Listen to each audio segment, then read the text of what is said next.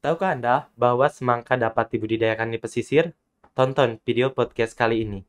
Saya akan memberikan gambaran mengenai petani di pesisir dalam membudidayakan semangka.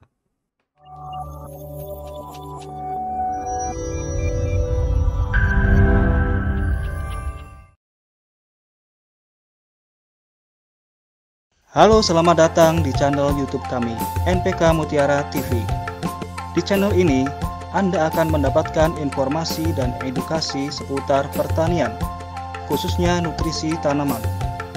Tonton video-video kami, jangan lupa like video kami, subscribe, dan pentung tanda loncengnya untuk terus mendapat update dari kami.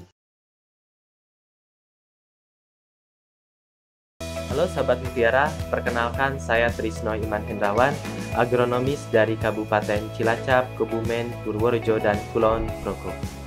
Pada video podcast kali ini, saya akan sharing-sharing mengenai budidaya semangka di pesisir, meliputi jenis-jenis semangka, perbedaan teknis budidayanya, hingga nutrisinya. Oh ya, apabila sahabat Mutiara memiliki pertanyaan, bisa tulis di kolom komentar ya. Tanam semangka sepanjang musim di pesisir. Semangka dengan nama latin Citrullus vulgaris merupakan tanaman yang berasal dari gurun Kalahari Afrika, kemudian menyebar ke negara-negara tropis maupun subtropis, termasuk negara Indonesia. Tanaman ini tumbuh merambat menggunakan sulur di atas tanah dan rambatan yang dibuat oleh petani. Tanaman ini merupakan tanaman semusim yang berumur genjah kisaran 55-75 hari setelah tanam, tergantung varietas yang digunakan. Nah, pada umumnya, semangka banyak ditanam di ketinggian tempat 0-600 mdpl. Kemudian cocok ditanam di suhu 20-30 derajat Celcius. Memiliki curah hujan yang rendah, berkisar 120-140 mm per musim. Kelembaban udara yang rendah memiliki kecocokan untuk semangka karena tanaman ini berasal dari daerah gurun yang memiliki kelembaban udara yang rendah. Kondisi tanah harus gembur, berpasir atau berporos, kemudian kaya bahan organik. Penyinaran matahari harus maksimal. Apabila kurang maksimal akan terlihat gejala daun lemas. Kemudian, kebutuhan air harus banyak, terutama di masa-masa pembesaran buah, agar buah yang dihasilkan tidak benjol-benjol atau tidak beraturan. Nah, untuk kondisi lahan di daerah pesisir, di area kerja saya, itu memiliki ketinggian yang sangat rendah, yaitu 0-10 mdpl saja. Suhunya berkisar 20-30 derajat Celcius. Nah, untuk tanahnya memiliki perbedaan, yaitu bertekstur pasir, sehingga memiliki poros yang tinggi. Penyinaran maksimal karena berada di dataran rendah dan pesisir pantai. Untuk penanaman bisa dilakukan lebih banyak dibandingkan daerah lainnya, yaitu 4 musim tanam per tahun di musim penghujan dan kemarau. Nah, untuk jenis-jenis buah semangka yang ditanam di daerah pesisir itu dibedakan ke dalam beberapa tipe. Hal ini atas pertimbangan kebiasaan petani atau selera petani, kemudian harga semangka itu sendiri, dan permintaan pasar. Nah, dari segi bentuk buah, ada 2 bentuk buah semangka, yaitu yang berbentuk bulat dan bulat panjang atau yang sering disebut petani semangka Inul. Yang masih menjadi primadona yang dikembangkan oleh para petani di daerah pesisir adalah berbentuk bulat. Kemudian, dari segi warna kulit buah, ini ada yang berwarna hijau dan berwarna kuning. Nah, untuk yang berwarna kuning ini, semangka golden mulai banyak dikembangkan oleh para petani karena memiliki warna yang unik dan memiliki harga yang lebih tinggi dibandingkan dengan warna hijau. Nah, dari segi daging buah, yang sudah umum kita ketahui adalah daging yang berwarna merah, jadi memiliki banyak permintaan dibandingkan dengan yang berwarna kuning atau keorenan, yaitu 3:1. Namun dari segi harga, warna oranye memiliki harga yang lebih tinggi. Nah, dari segi keberadaan bijinya, ada semangka yang berbiji dan tidak berbiji. Nah, ini ada beberapa perbedaan teknis budidaya di lahan pesisir dengan wilayah dataran rendah lainnya. Yang pertama adalah musim tanam. Musim tanam di daerah pesisir bisa dilakukan sampai 4 kali per tahun.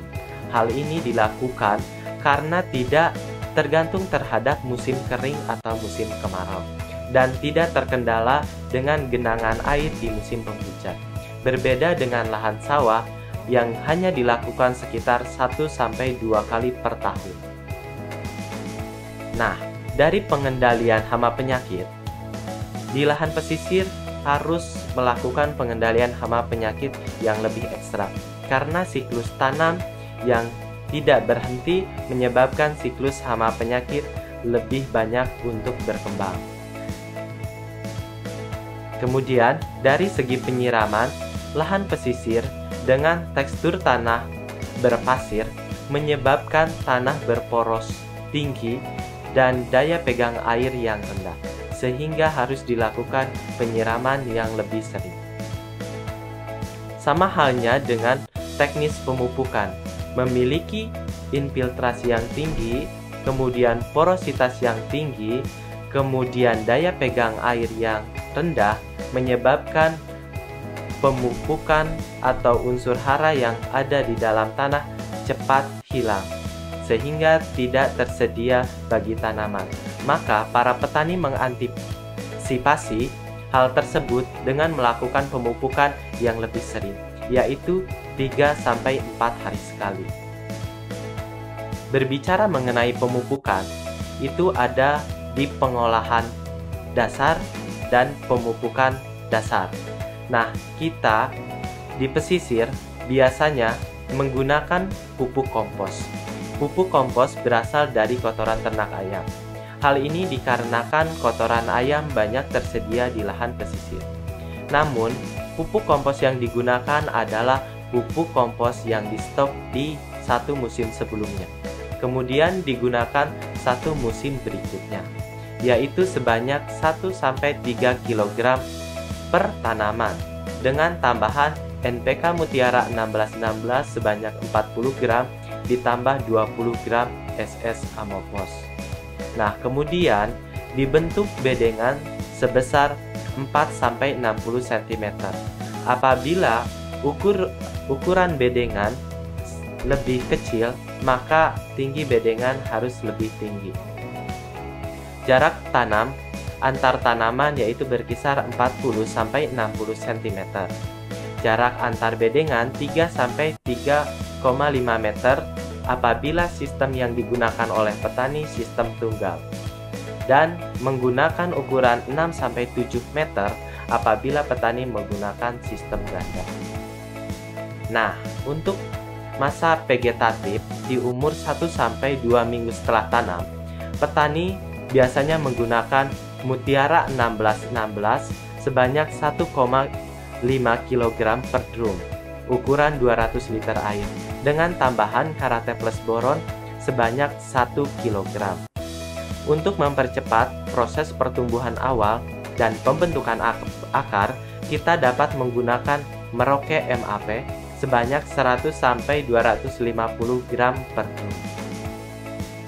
Nah, di masa vegetatif, di umur 3-4 minggu setelah tanam, kita dapat ubah Mutiara 1616 dengan Mutiara Grower, yaitu sebanyak 2,5 kg per drum, ditambah dengan Karate Plus Boron 1 kg. Nah, pada umur 28-30 hari setelah tanam, tanaman semangka memasuki masa polinasi. Nah, pada masa-masa ini memerlukan fosfat yang lebih tinggi. Kita dapat menyemprotkan pupuk Profit Maxi atau Merauke MKP sebanyak 2-4 gram per liter. Boleh diketahui sahabat mutiara, tanaman semangka ini memiliki 3 macam bunga. Yang pertama, bunga jantan yang hanya memiliki benang sari saja, kemudian bunga betina yang hanya memiliki putik saja, dan bunga sempurna yang memiliki putik dan benang sari. Untuk memaksimalkan proses penyerbukan, petani biasanya melakukan penyerbukan secara manual untuk menghasilkan buah yang lebih banyak. Nah, pada masa generatif di umur 5-8 minggu setelah tanam, kita dapat menggunakan pupuk mutiara grower sebanyak 4 kg per drum, ditambah dengan karate plus boron sebanyak 1 kg. Kemudian, pada masa-masa inisiasi buah, di mana buah baru berukuran sebesar bola pingpong, kita dapat aplikasikan Merauke kali nitrat. Nah, untuk memaksimalkan ukuran, rasa, dan warna buah di masa pembesaran akhir, kita dapat menggunakan Merauke SOP. Selama masa pertumbuhan, vegetatif maupun generatif, kita memerlukan unsur hara makro, sekunder, dan mikro. Kita dapat mengaplikasikan secara foliar, yaitu Merauke Mag S sebanyak 2-4 gram per tangki, ditambah dengan Merauke Pitoplex sebanyak 2,5 gram per tangki. Sahabat mutiara, ini media sosial kami. Like, subscribe, dan pentung tanda loncengnya channel YouTube kami NPK Mutiara TV. Kemudian bergabung di komunitas Telegram Komunitas NPK Mutiara. Kunjungi website kami www.npkmutiara.com. Kemudian like Facebook kami Merauke Tetap Jaya dan follow Instagram kami Merauke Tetap Jaya. Budidaya semangka di pesisir ini memiliki keistimewaan. Hal ini karena tanaman semangka ini ditanam di ketinggian 0-10 mdpl.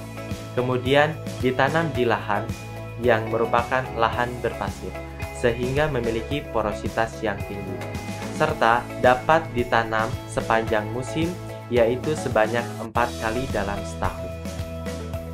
Sahabat mutiara, jika video ini dirasa bermanfaat, silakan bagikan sebanyak-banyaknya ke media sosial sahabat mutiara, agar menjadi motivasi bagi kami untuk memproduksi video edukasi lainnya. Like, subscribe, dan pentung tanda loncengnya channel NPK Mutiara TV. Stay healthy, jaga jarak, dan pakailah masker. Sampai jumpa, salam mutiara.